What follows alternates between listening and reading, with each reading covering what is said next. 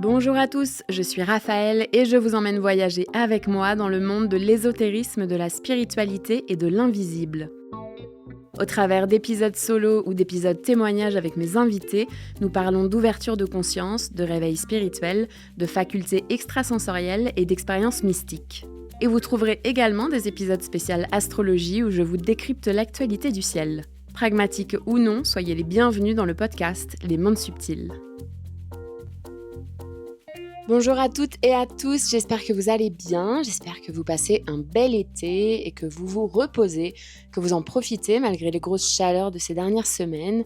J'espère également que les derniers épisodes vous ont plu, celui de Judith Sipel sur les lettres hébraïques et celui de Marie avec son histoire folle de voisin. Voilà. N'hésitez pas à me faire vos retours, ça me fait toujours plaisir d'avoir vos avis sur les épisodes.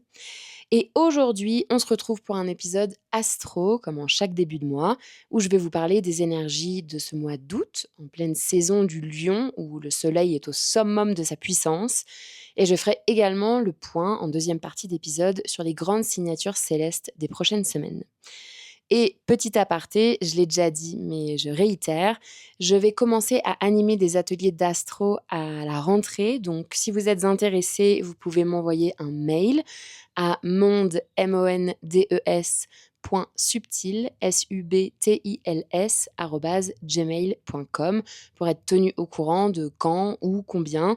Il y aura des ateliers en présentiel et en visio. Et sachez également que je fais des lectures de thème astral. Donc vous pouvez me contacter pour ça également si vous avez envie que je me penche sur votre thème. On commence avec la saison du Lion qui a démarré le 22 juillet et qui va aller jusqu'au 22 août. Après ça, on basculera dans la saison de la Vierge. Donc la saison du Lion, c'est la saison du feu. C'est un signe yang, masculin, lié à l'élément feu, un feu fort et fixe.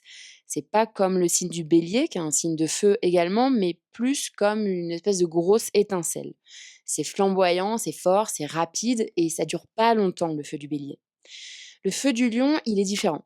Il est stable, c'est comme un bon gros feu de cheminée ou comme le soleil en plein été, quoi. C'est un feu ardent. André Barbeau, c'est un astrologue que j'aime beaucoup et qui n'est plus de ce monde. Il dit « Le signe mûr du lion représente le feu maîtrisé, la flamme domestiquée, la force innée, individualisée, consacrée aux puissances du moi, mobilisée par la volonté dirigée. » Et le lion, c'est également un signe du zodiaque qui est fixe. Il est solide parce qu'on est en plein milieu de l'été et le lion, il connaît que l'été. Avant lui, en Cancer, c'est l'été, et après lui, en Vierge, c'est l'été aussi. Donc, c'est un signe fixe où on baigne vraiment dans la même énergie. Et le Lion, c'est le seul signe à être régi par le Soleil. Le Lion, c'est le temple, je dirais même que c'est le trône du Soleil. Cet épisode est disponible en intégralité sur l'abonnement premium du podcast Les Mondes Subtils pour 3,99€ par mois, sans engagement. Pour Spotify, vous trouverez le lien dans les notes de cet épisode. Et pour Apple Podcast, vous pouvez vous rendre directement sur la page d'accueil du podcast.